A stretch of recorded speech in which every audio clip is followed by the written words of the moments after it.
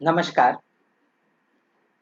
मैं नीरज जैन, लोकायत का संयोजक, पूना से। 1 जून को लॉकडाउन के 9 सप्ताह होने के बाद मोदी सरकार ने अनलॉक 1 की घोषणा की। यानी कि देश अब 9 सप्ताहों के लॉकडाउन के बाद अनलॉक करने की शुरुआत कर रहा है। इन 9 सप्ताहों में हुआ क्या?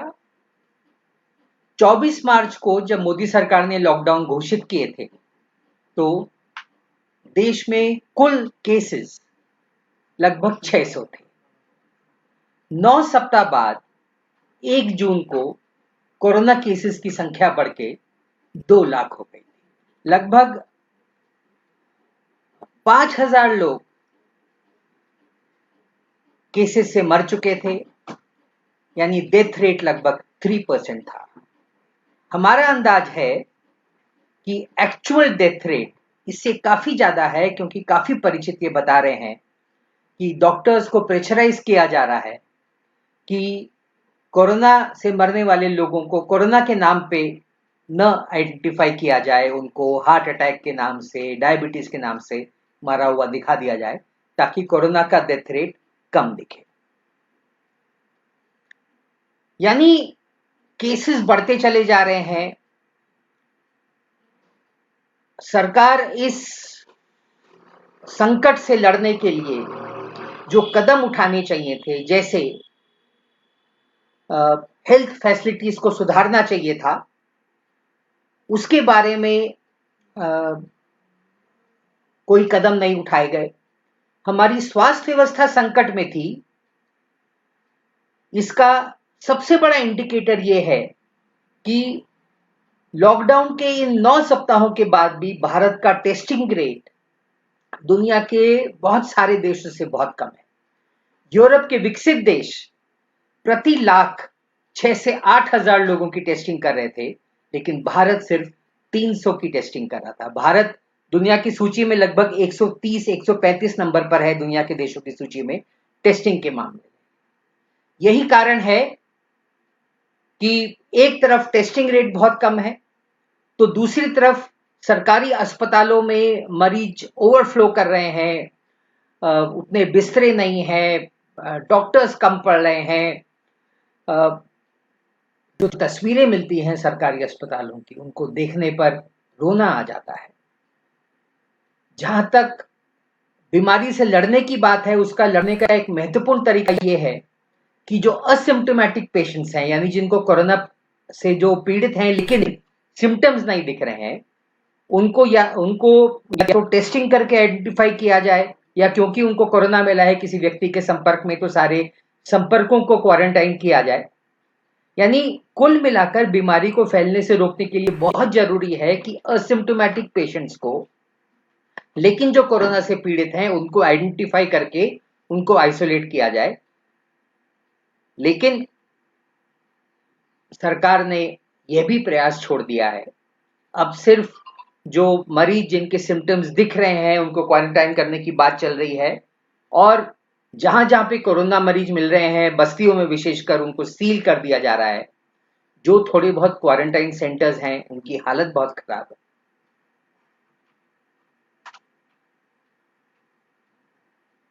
तो अब जरा थोड़ा इसको और विश्लेषण किया जाए। लॉकडाउन असल में कोरोना संकट का कोई समाधान नहीं है, पीबीटी। यह बीमारियों के स्प्रेड को सिर्फ रोकता है। लॉकडाउन का उद्देश्य क्या है? लॉकडाउन का उद्देश्य यह है, वो कोई समाधान नहीं है संकट का, वो बीमारी के स्प्रेड को रोकता है। यानी लॉकडाउन से सरकार को समय मिल जाता है बीमारी से लड़ने का। लेकिन यदि बीमारी कंट्रोल में ना हो, या तो इसका मतलब यह हुआ कि लॉकडाउन असफल हो गया है, क्योंकि लॉकडाउन का उद्देश्य ही था बीमारी को कंट्रोल में लाने का। तो यदि केसेस बढ़ते चले जा रहे हैं, मरने वालों की संख्या बढ़ती चली जा रही है, तो इसका मतलब है कि सरकार ने लॉकडाउन से लड़ने के लिए जो कदम उठाए थे, वो पर्याप्त कदम नहीं उठाए गए हैं। जिसका मतलब ये हुआ कि सरकार को लॉकडाउन को बनाए रखते हुए बीमारी पर कंट्रोल कैसे लाया जाए, इसके लिए और गंभीरता से विचार करके कदम उठाने चाहिए। लेकिन वंडर ऑफ वंडर्स, मोदी सरकार ने घोषणा करनी शुरू कर दी कि लॉकडाउन सफल हो गया है, बीमारी का जो प्रसार है वो थोड़ा धीमा हो गया है और इसीलिए लॉकडाउन उठा रहे हैं। यदि लॉकडाउन के 9 सप्ताह में केसेस की संख्या 600 से लगभग 2 लाख पहुंच चुकी है, तो इसका मतलब है लॉकडाउन उठाने के बाद बीमारी और तेजी से फैलेगी और यही हो रहा है। केसेस की संख्या 5 लाख पहुंच चुकी है, 20,000 से ज्यादा केसेस रोज दिख रहे हैं और मरने वालों की संख्या भी लगभग दुगनी हो गई है। इसका मतलब यह हुआ कि यदि सरकार लॉकडाउन उठा रही है तो सरकार इस निष्कर्ष पे पहुंच चुकी है कि बीमारी को फैलने दिया जाए, जितने मरेंगे मरेंगे, अर्थव्यवस्था को किसी तरह से चालू रखा जाए। अर्थव्यवस्था चालू क्यों रखी जा रही है, इस पे हम आगे बात करेंगे। ये अमीरों का जोर है, जो बिजनेसमैन है उनका जोर है कि भाई इकोनॉमी को शुरू किया जाए। ठीक वही काम जो मोदी के बड़े भाई ट्रंप अमेरिका में कर रहे हैं, जहां पर कि 1,20,000 लोग इस बीमारी से मर चुके हैं, लेकिन ट्रंप जोर दे रहे हैं कि नहीं नहीं, इकोनॉमी को किसी भी तरह से चालू रखना है। ठीक वही काम भारत में हो रहा है, जिसका मतलब यह होगा कि आने वाले दिनों में केसेस की संख्या 5 लाख से न जाने कहां पहुंचेगी और मरने वालों की संख्या का भी कहना मुश्किल है कि कितने लोग मरेंगे। चलिए आगे बढ़ा जाए। अब इसका विश्लेषण किया जाए कि क्या लॉकडाउन सफल हो सकता था, क्या सरकार बीमारी को नियंत्रित कर सकती थी। हमारा यह कहना है, पीपीटी, हमारा यह कहना है कि यदि दुनिया के देशों का एक नजरिया लिया जाए, नजर घुमाई जाए नेक्स्ट, तो कई देश हैं दुनिया में जहां पर कि जन पक्षधर सरकारें सत्ता में हैं या समाजवादी सरकारें सत्ता में हैं, जिन्होंने कि इस बीमारी को नियंत्रित किया है। कुछ उदाहरण हमारी स्लाइड में आपको दिख रहे हैं। कई देश हैं, Cuba, Nicaragua, Venezuela, New Zealand, south Korea और भी देश हैं। ये सारे देशों में बीमारी व्यवस्थित नियंत्रण में है, बहुत कम लोग मरे हैं। स्लाइड में आपको दिख रहा है कि कितने कम लोग इन देशों में मरे हैं। यहां तक कि वियतनाम में एक भी व्यक्ति नहीं मरा है, जबकि वियतनाम चीन के ठीक बाजू में है और वियतनाम की आबादी कम नहीं है, लगभग 10 करोड़ की आबादी है। ये सारे छोटे देश हैं। आप कहेंगे कि भाई फिर भारत से तुलना कैसी हो सकती है? तो तुलना करने का एक सीधा तरीका है कि प्रति लाख आबादी कितने लोग मरे, उसका आंकड़ा देखा जाए। इन देशों में, वही स्लाइड वापस लाओ, इन देशों में मरने वालों की संख्या इतनी कम है, नीचे देखिए, कि यदि डेथ रेट दुनिया में इन्हीं देशों के हिसाब से होता तो आज जो 5 लाख से ज्यादा लोग इस बीमारी से मर चुके हैं, मुश्किल से 40,000 लोग मरे। और क्यूबा जैसे देशों ने तो इस बीमारी को इतने गजब तरीके से हैंडल किया है कि न केवल वो अपने देश में बीमारी कोरोना से लड़ रहे हैं, उन्होंने हजारों डॉक्टर और देशों में भेजे हैं उन देशों की मदद करने के लिए कि कोरोना संकट से लड़ा जाए। हमारे देश में पेपर्स इन देशों में से किसी भी देश की खबरें रिपोर्ट नहीं कर रहे, यहां तक कि इन देशों का नाम भी सुनने को नहीं मिलता। क्यूबा और निकारागुआ जैसे देशों का खबर तभी आती है जब अमेरिका उन देशों को गाली दे रहा होता है, तो उसकी खबर जरूर आ जाती है। लेकिन इन देशों ने अच्छा क्या किया, उन्होंने अपने देशों में बीमारी से सफलतापूर्वक कैसे लड़ा, इसकी एक खबर नहीं आती। उसका कारण बहुत सिंपल है कि अधिकांश मीडिया मोदी भक्त हो चुका है। हमारे देश की सरकार के जो असफलताएं हैं इस बीमारी से लड़ने के लिए, उसको थोड़ा भी हाईलाइट करने को तैयार नहीं है। सिर्फ अमेरिका, यूरोप, ब्राजील में बीमारी कैसे तेजी से फैल रही है और वहां पर मरने वालों की संख्या कैसे दसियों हजार में है, उसकी खबरें आ रही हैं, ताकि भारत में लोगों को संतुष्टि मिले कि हाँ, हम लोग, हमारा देश उन देशों से अच्छा कर रहा है। क्यूबा, निकारागुआ, वेनेजुएला, ये सब गरीब देश हैं, इसीलिए हम न्यूजीलैंड की चर्चा नहीं कर रहे, वो अमीर देश है। लेकिन ये गरीब देशों की बात करें, ये लोग क्यों सफल हुए इस बीमारी को कंट्रोल करने में, और इनसे कई गुना अमीर देश अमेरिका, इटली, इंग्लैंड, ये क्यों असफल हुए? उसका कारण बहुत सिंपल है। इन देशों ने कंपनियों की परवाह नहीं की, कंपनियों की नफाखोरी की परवाह नहीं की, उन्होंने अपने देश के लोगों की चिंता की। और इसीलिए जब चीन से खबरें आने लगी वायरस के फैलने की, और डब्ल्यूएचओ ने जनवरी के शुरू में चेतावनी देनी शुरू की, तो इन देशों ने जनवरी से ही कदम उठाने शुरू कर दिए कि वायरस को इनके देशों में फैलने से कैसे रोका जाए। चीन से जो भी यात्री आ रहे थे, सबकी टेस्टिंग शुरू हो गई। उसके बाद जब बीमारी जैसे ही उनके देशों में फैलनी शुरू हुई, इन देशों ने फरवरी से ही बड़े पैमाने पर टेस्टिंग शुरू कर दी। न केवल टेस्टिंग की, जो भी व्यक्ति बीमार पता चला उसके सारे संपर्कों को ट्रेस किया गया, उन सारे लोगों को क्वारंटाइन किया गया। उसके अलावा जहां तक जरूरी था इकोनॉमी को उसी समय लॉकडाउन किया गया, और लॉकडाउन के समय हर प्रभावित इलाके में सारे लोगों को व्यवस्थित राशन व अन्य सुविधाएं उपलब्ध करा गई।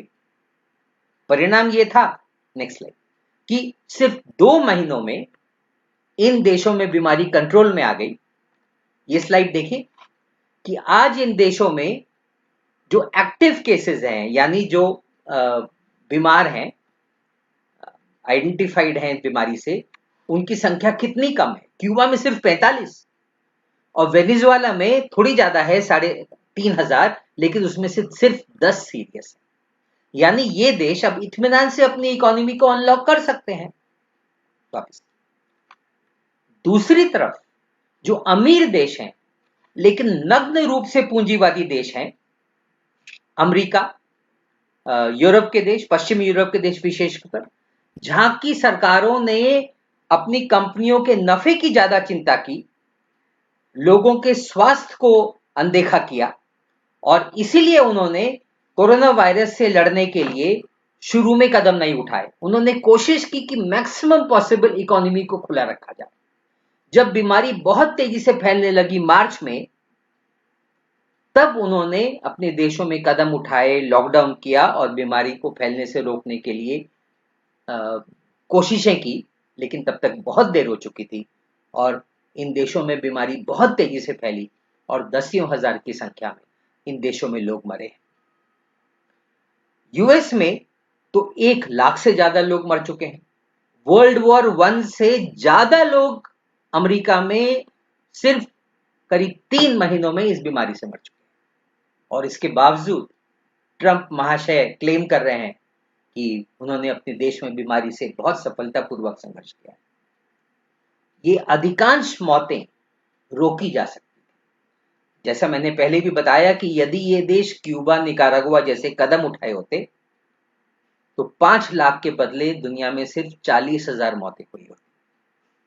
ये मौतें सिर्फ इसलिए हुई हैं कि इन देशों ने अपने देश की बड़ी कंपनीज, बहुराष्ट्रीय कंपनियों के नफाखोरी को केंद्र में रखा, जिसके चलते कि ये मौतें हुई। इतना ही नहीं, इसके पहले कि ये बीमारी कंट्रोल में आए, मरने वालों की संख्या बढ़ती चली जा रही है। उसके बावजूद अब ये सारे देश अपनी इकोनॉमीज को अनलॉक करने की शुरुआत कर रहे हैं। क्यों कर रहे हैं, उसकी भी खबरें आई हैं। मैं एक पत्रिका का संपादक हूं, इस देश की सबसे पुरानी समाजवादी मैगजीन है जनता, उसमें हमने लेख दिए हैं कि कैसे उन देशों के अरबपति ट्रंप पर और यूरोप की सरकारों पर दबाव डाल रहे हैं कि इकोनॉमी को खोला जाए, क्योंकि बहुत नुकसान हो रहा है, यानी उनके नफे का नुकसान हो रहा है। और इसीलिए उनके दबाव में आकर ये सरकारें इकोनॉमीज खोल रही हैं।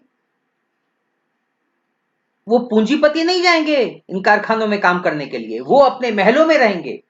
एक तो बिलियनर अपने जहाज में समुद्र के बीच में पहुंचा हुआ है कि यहां पर हम आराम से, और कामगारों को कह दिया है कि भाई कारखाने खोल दो, मैनेजर और कामगार काम पे जाएंगे, जो मरेंगे मरेंगे, पूंजीपति का नफा व्यवस्थित चलता रहेगा। यही स्थिति भारत में भी है। हमारे देश की सरकार का व्यवहार तो यूरोप से भी बुरा है, अमेरिका से मिलता जुलता है, जिसने कि दुनिया को वो देश जिसने कि इस बीमारी को सबसे बुरी तरीके से हैंडल किया है, हमारे देश का व्यवहार उससे काफी मिलता जुलता है। जैसे हम आगे चर्चा करेंगे, भारत में आजादी के बाद से जो भी सरकारें आई हैं, मोदी सरकार उनमें से सबसे ज्यादा पूंजीपतियों की समर्थक, कॉरपोरेट हाउसेस की समर्थक और जन विरोधी सरकार है। और यही कारण है कि उसने लॉकडाउन को इतनी बुरी तरह से हैंडल किया है कि ये बीमारी फैलते चली जा रही है।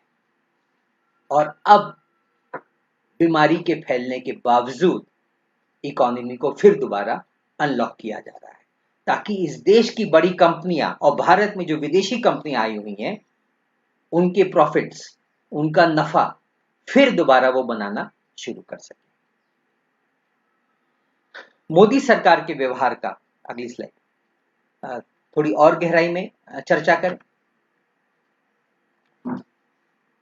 शुरू में वो इस बीमारी से लड़ने के लिए एकदम ही सीरियस नहीं थे।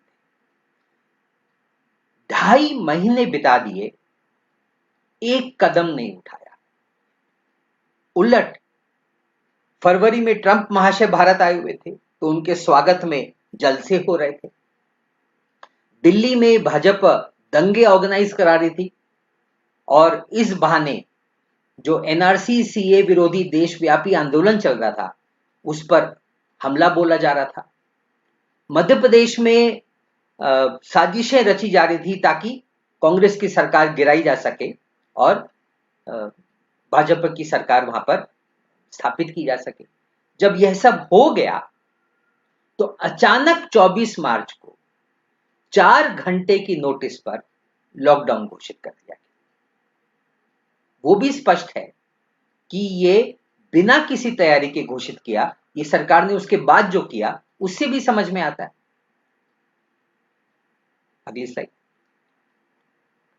जैसे कि हमने पहले भी जिक्र किया है, लॉकडाउन कोरोना वायरस बीमारी का समाधान नहीं है। ये आपको सिर्फ समय देता है इस बीमारी को फैलने से रोकने के लिए। अगली स्लाइड। यदि लॉकडाउन को सफल बनाना है, यदि बीमारी को फैलने से रोकना है, तो उसके लिए क्या क्या कदम उठाए जाने चाहिए।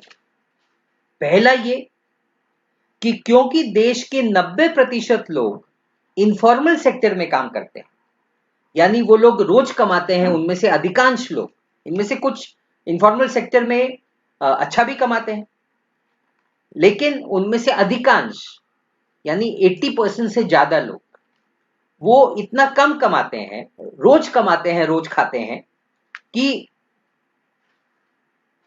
यदि इकोनॉमी लॉकडाउन कर दी जाएगी तो जैसे जो रोज सब्जी बेचते हैं सड़क के किनारे, जो स्क्रैप इकट्ठा करते हैं ठेलों पर, उन सबकी कमाई बंद हो जाएगी, उनके पास सेविंग्स भी नहीं होती, यानी वो भूख के कगार पे पहुंच जाएंगे।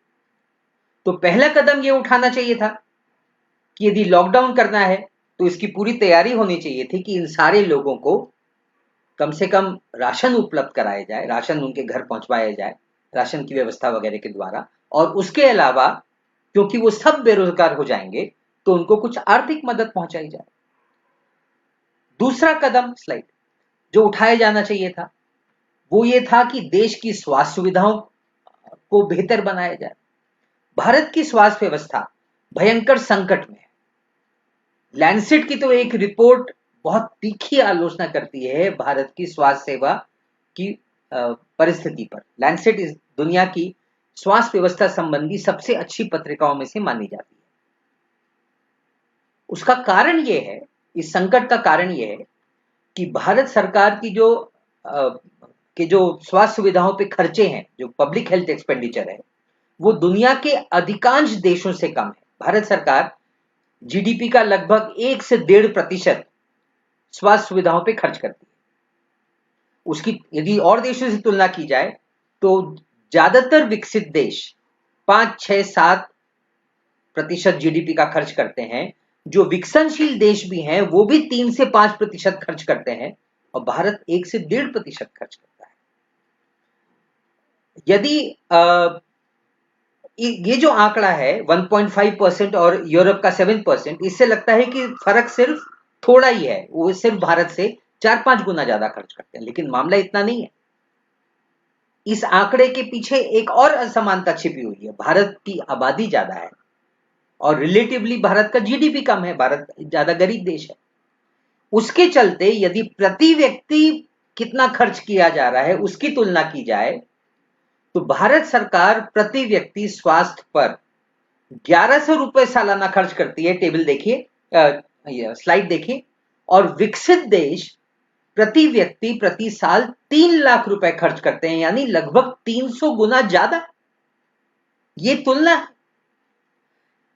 तो यही कारण है कि चूंकि भारत सरकार स्वास्थ्य व्यवस्थाओं पर बहुत कम खर्च करती है तो प्राइवेट हेल्थ फैसिलिटीज, निजी क्षेत्र स्वास्थ्य क्षेत्र में बहुत फलता फूलता जा रहा है। एकदम 5 स्टार हॉस्पिटल्स देश में खुल रहे हैं, लेकिन गरीब आदमी तो उनमें जा नहीं सकता। गरीब आदमी एक प्राइवेट डॉक्टर को दिखा नहीं सकता, जिसका नतीजा ये हुआ कि गरीब आदमी, चूंकि सरकारी स्वास्थ्य सुविधाएं खराब हैं, गरीब आदमी उनमें जा नहीं सकता, प्राइवेट में जा नहीं सकता। तो भारत दुनिया के बीमारियों की राजधानी बनी हुई है। लाखों लोग यहां पर ऐसी बीमारियों से मरते हैं जिनसे कि मरने का कोई कारण नहीं है, जैसे टीबी, मलेरिया। इन बीमारियों से 2-2, 3-3 लाख लोग हर साल मरते हैं।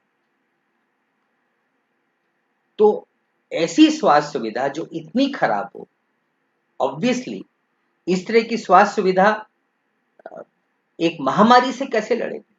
तो महामारी से लड़ने का किस तरह? महामारी से लड़ने का एक महत्वपूर्ण तरीका यह है कि भारत सरकार को इमीडिएटली अपनी सरकारी स्वास्थ्य सुविधाओं पर खर्चा बढ़ाना चाहिए, यानी कम से कम दुगना या तिगुना करना चाहिए। और उसके अलावा चूंकि आधे से ज्यादा स्वास्थ्य सुविधाएं देश की निजी क्षेत्र में है, उदाहरण के लिए लगभग 2/3 बेड्स हॉस्पिटल्स के प्राइवेट सेक्टर में है, 80% वेंटिलेटर्स प्राइवेट सेक्टर में है, तो वो सारी private health facilities take over करनी चाहिए।